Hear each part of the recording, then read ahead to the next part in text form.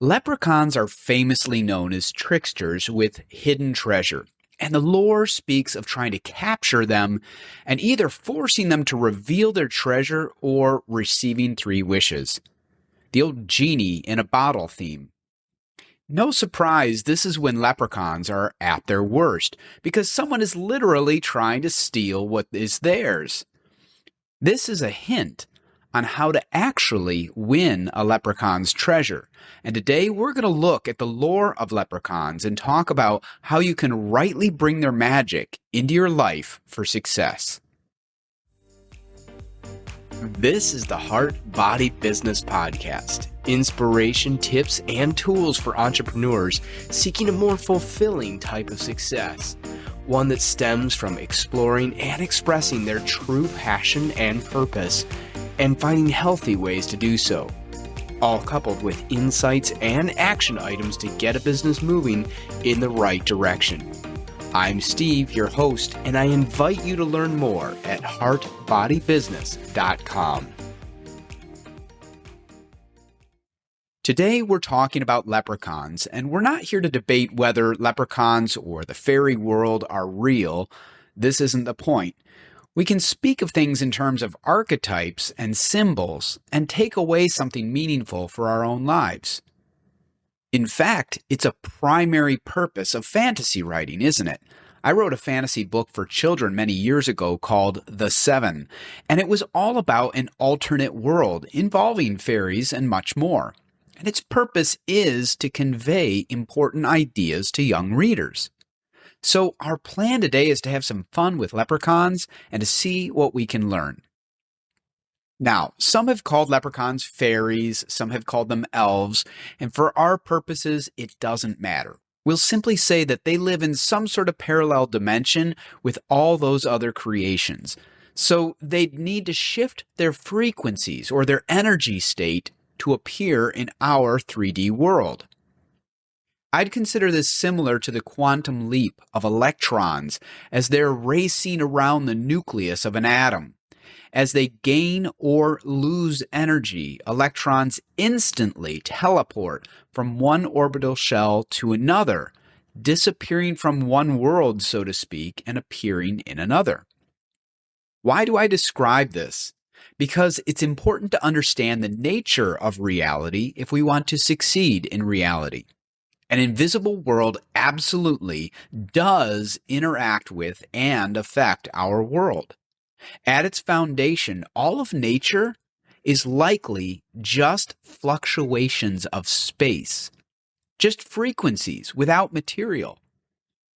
And it is only the interactions of these frequencies that cause high-pressure regions of space that we interpret as energy particles which make up matter.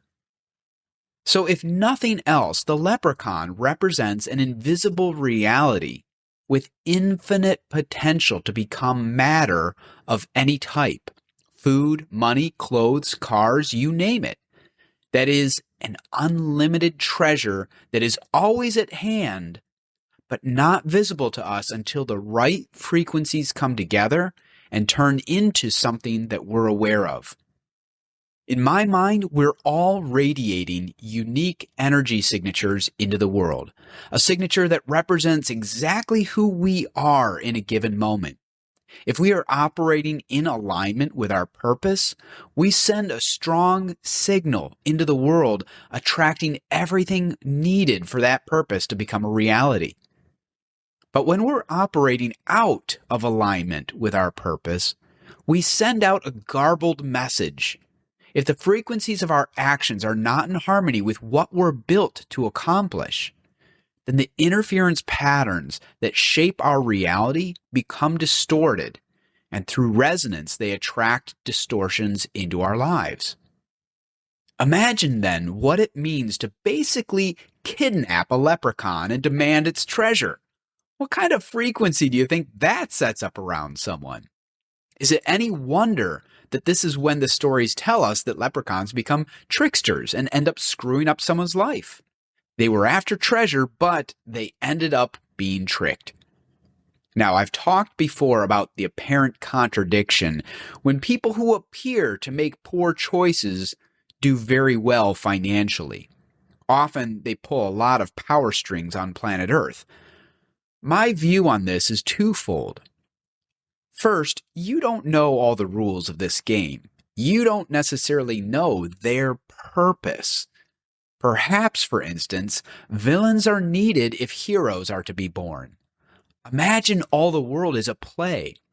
Someone has to volunteer to play the villain's role, or there is no story to tell. More than that, a good writer knows that villains are rarely villains in their own eyes. A well-told story may shine light on why someone is doing something that appears regressive or sinful, and suddenly it's understandable. Maybe they see something good coming from their actions that we don't see. Maybe they're choosing between a rock and a hard place. So it's very easy to judge someone's role from the outside, and this is why not judging others, not spiritually judging them, is such a big deal. We can stand against actions we do not believe in, but spiritually judging others messes up our own energy patterns. It backfires on us.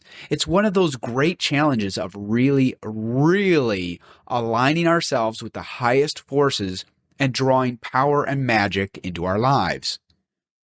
Second, there is a far bigger magic and far greater treasure to achieve than the homes and dollars of planet Earth.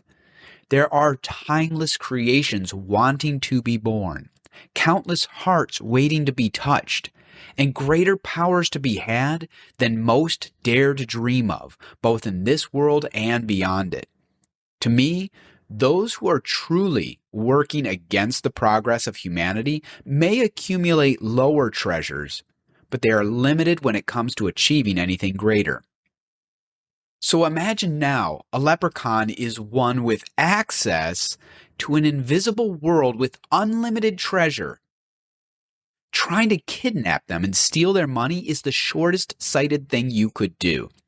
Even if successful, you might end up with some of their gold, while missing out on the infinite wealth that can be produced when the right frequencies come together. I mean, think of it in terms of any highly successful person. What's the best way to get wealthy from them? Steal their money? Or learn from them how you can produce your own wealth so you develop the ability to achieve money on demand. From this perspective, I believe the leprechaun story is only half told. Yes, they're tricksters when we approach with ill intent, but I like to think they can see us for who we are, and they respond in kind. If you're seeking them out with the goal of asking their assistance and treating them with respect, you're bringing an aligned energy into the world they operate from. Depending on your belief system, you could just translate this idea to angels or others who operate from a more subtle realm. That is, they operate from a realm that we might think of much more as a world of frequency, from which our world is literally born. Real leprechaun magic, to me, is the magic of operating from higher and more harmonic frequencies. And I do mean both of those. I believe acting from the heart, acting from integrity, gives us more energy to work with, higher frequencies, but we still need to bring these together with harmonic frequencies to get the best possible results. We can be in integrity, meaning to do good, but failing to perceive where we need to be and what we ought to be pursuing. That is, being good, yet missing the boat.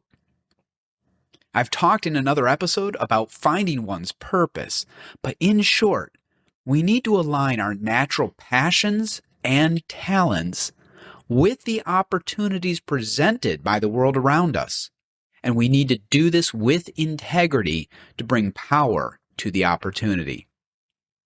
And yes, I do see this as a means to earthly wealth, to the degree that it's aligned with our purpose. It also means friendships and relationships, experiences, lessons, and all the things that help us to achieve our highest possible end goal, and in the best way possible. Not always in a comfortable way, but in the most comfortable way available to us. And to me, knowing that all humans experience pain to some degree, going through less of it and moving with greater ease and flow sounds pretty appealing.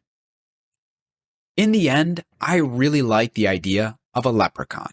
Because real or not, there's a playful, colorful energy about a leprechaun, and it gets me thinking of the invisible world at our fingertips, of all the possibilities before us and how we can achieve them. The central theme of this podcast is heart, and it is from the heart that we raise our energy, and it is from our choices that we align this with our purpose, and therefore power our greatest experiences on our path to what I would call our true success.